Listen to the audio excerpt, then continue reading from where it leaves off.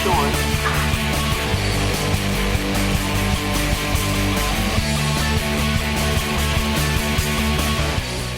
Hello everybody, and welcome back to our second installment of the LSPDFR series. I didn't really explain to you what each mod really did in the last video. I just simply played the game without going into too much detail. What I'm going to do now is to show you what mods I have installed on my GTA 5. And there are many more mods out there that I don't have installed, but for some reason or another they'll crash my game quickly, or I'm not interested in having them. One of the best places to try out every mod without having to worry about those escalations, so to speak, is to drive out towards the Sandy Shores area. Let's go ahead and get started with the first mod that I would like to show you, which is Speed Radar. This mod works just like any real police radar. It will tell you the speed of any vehicle it comes in contact with. What's cool about this mod is that it will tell you if the owner is wanted by law enforcement.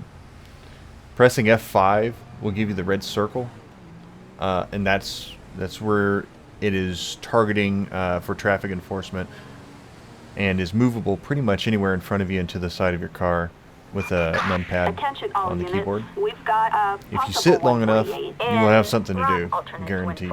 There's always something. As you see here, I found someone in a Buccaneer that is wanted.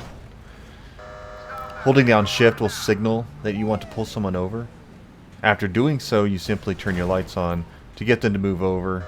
If they half-ass pull over like this idiot did, you can hold down your E key to tell him to move forward and try to pull over again.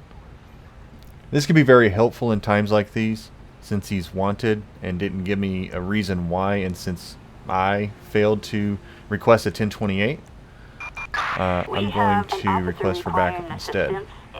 You can request backup by pressing the B key, and you can choose between code 2 and code 3. Code 3 is much faster than 2 for obvious reasons, but for those that don't know, code 2 means that the police will follow all traffic laws and signals to get to you, whereas code 3 is lights, sirens, and they get there faster.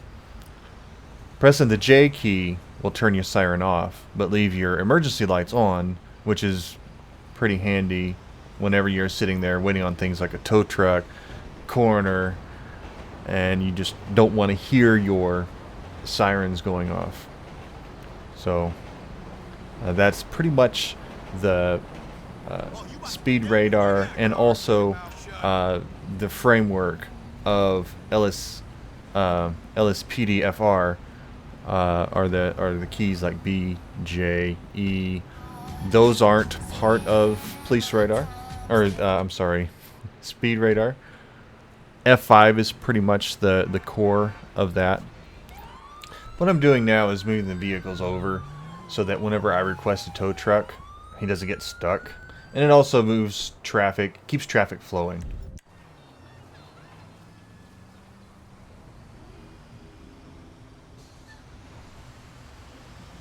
The next mod is the Vehicle Search mod.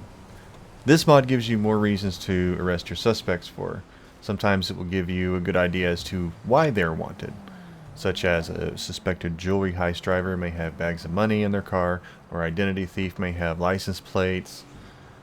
You may find drugs, weapons, you name it. You can search both their trunk and the cab of the car. This function is through the G key. I would suggest editing the INI file though, and binding that key to something different, because the next mod also uses the G key and can get you into trouble. Also, searching your own vehicle, you will give you some health, armor, and a machine gun.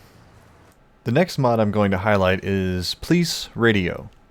This is almost a required mod unless you like memorizing license plates and typing them in. When this mod first came out, the names weren't tied to LSPDFR and would give you conflicting reports. Now with version 0.2b, I think that is no longer an issue. Its features are pretty amazing. because you can run a 1028 automatically, request a tow truck, corner, you can spawn barriers, submit pit requests, and others that are being worked on currently. I use the tow truck and corner request exclusively. And 28s. It will spawn both rather close to your location and use normal traffic laws to get to you. So if there's a huge pileup and they try to get to you through that traffic, yeah, that ain't gonna work. You'll need to request another, and hopefully it will spawn in another location so you can reach. That's why I like to push the traffic over. Move the cars over to the side of the road and let traffic flow so that I can get people to get services out there. Unless it was just a big, huge escalation that just, things happen.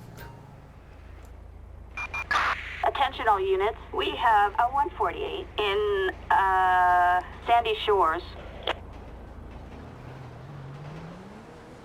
The final mod I will demonstrate is the Spikes Barrier mod. When done properly, it is the most effective tool against high-speed chases. To deploy, you press the K key and the spikes will be deployed. Once the suspect runs over them, press the O key to get rid of them before anyone else hits them.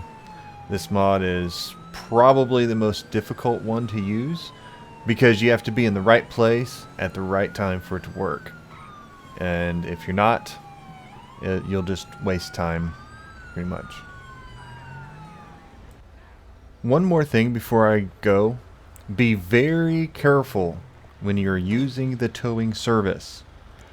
Make sure you're far away from your cruiser or this will happen to you too.